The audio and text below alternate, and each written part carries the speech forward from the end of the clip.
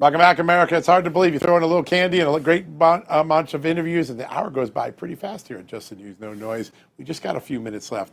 I want to tackle two things. Misinformation. I want to show you what propaganda really looks like. The Democrats are desperately trying to absolve themselves of the shutdown that they create. This is the Schumer shutdown, and soon, as some lawmakers have said, it could be the Schumer starvation moment. But Chuck Schumer had this to say about President Trump. None of it's true, but I want you to see it because this is what propaganda looks like in third world countries. Let's roll this, guys.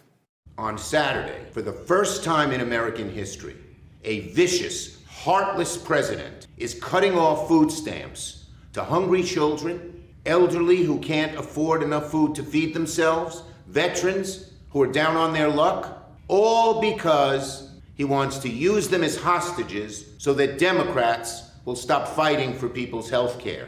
We can do both. Provide better health care and provide SNAP benefits to the tens of millions who need it. This president is a liar. He says there's no money to provide food stamps because of the shutdown. Excuse me, but he's not. There is no money. By the way, when the money began running out, the president actually moved money around to get an extra several weeks of SNAP benefits out there. Now, I want to show you why this is propaganda. Chuck Schumer always argued when Democrats were controlled to get a clean CR. He just voted against it 10, 12, 13 times now, 13 times. He knew that when he did that, SNAP benefits would go away.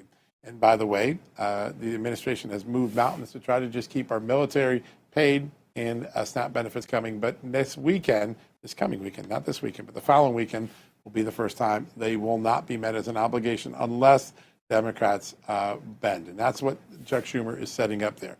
He's going to pivot next week and say, oh, I don't want those people to go out the trucks. I'm going to be the good guy and get them their checks. That's just the game that he's setting up there.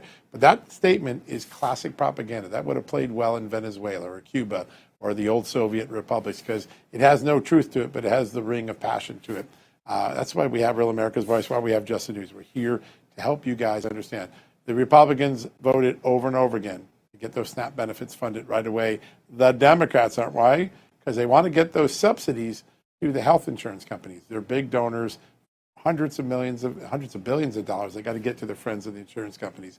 That's what this shutdown's about. All right.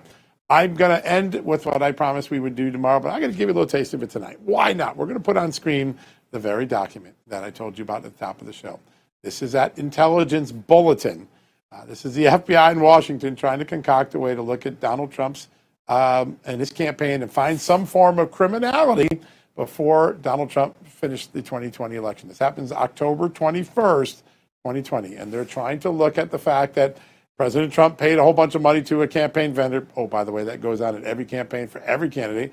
That campaign vendor pays some people, as they always do, when you get your payments, like your salary, your paychecks and everything. And then some people associated with that went to a casino in Washington, D.C. and spent some money on gambling. I'm having a hard time seeing that, the criminality in this memo when I read it. But this is what the FBI, not under James Comey, because we got used to that with Russia collusion. This was Chris Wray's FBI. And they are trying to create, in the last minute, something they can throw on the scale to tip the election or to put Donald Trump under scrutiny, maybe leak it. Why are intelligence analysts spending their time going through Donald Trump's campaign finance reports to look for a gambling expense? That's a great question, right? Why are they recommending an investigation when their own memo said they had low confidence? If you look at that memo tomorrow, it says there's low confidence that a crime occurred. They still wanted to open up an investigation. That is the FBI that was born under James Comey and got invigorated even further under Chris Wray. We're going to have that story and a whole more like it. This isn't actually Arctic Frost, but it was a document accidentally stuck in the Arctic Frost production. We found it.